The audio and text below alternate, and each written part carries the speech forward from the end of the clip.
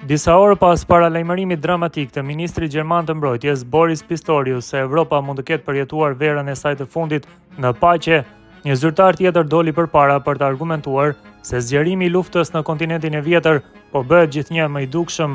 Shefi i shtabit të përgjithshëm polak, generali Wisław Kukulka, deklaroi hapur se Rusia po përgatit sulmin e saj dhe se vendi i tij po hyn në një fazë para luftës.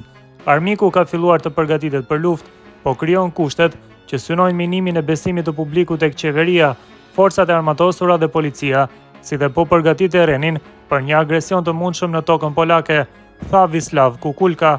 Vlen të përmendet se një ditë para deklaratave të shefit të shtabit polak, autoritetet e vendit kishin raportuar se shpërtimi që ndodhi në linjën e kurorore Varshav-Lublin ishte rezultati një sabotimi.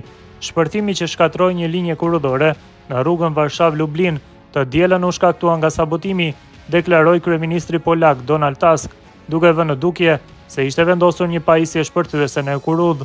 Evropa mund të ketë përjetuar verën e saj të fundit paqësore, paralajmëroi Pistorius më parë, pasi vlerësoi se një konflikt i mundshëm midis NATO-s dhe Rusisë do të ndodhë para vitit 2029.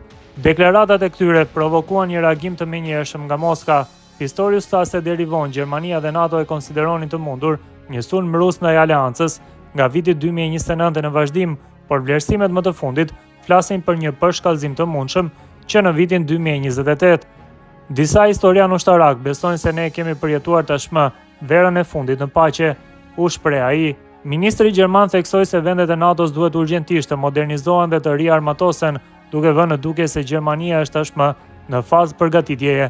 Nga viti 2027 qytetarët do t'i nështrohen kontrolleve mjekësore për të identifikuar rezervistët e mundshëm në të ardhmen në rast emergjence, ndërsa qeveria planifikon të krijojë një forcë të madhe rezervë për të forcuar mbrojtjen e vendit.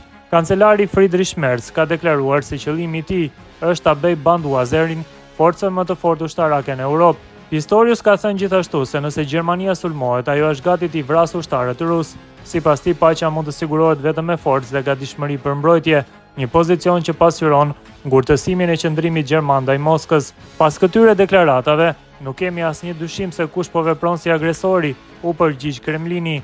Zëdhënësja e Ministrisë së Jashtme ruse Maria Zaharova reagoi ndaj deklaratave të Pistorius, duke pohuar në një deklaratë për agjencinë e lajmeve TASS se Europa po flet me gjuhën e agresorit. Moska ka qenë veçanërisht kritike ndaj raportimeve për një konflikt të afërt mes NATO-s dhe tyre, duke akuzuar Gjermaninë për retorikë agresive. Deklaratat e Pistorius janë pjesë e një interviste që ai dha më 15 nëntor për Frankfurter Allgemeine Zeitung, ku ministri gjerman argumentoi se rreziku i luftës nuk është teorik, por kërkon përgatitje dhe vendosmëri nga aleanca.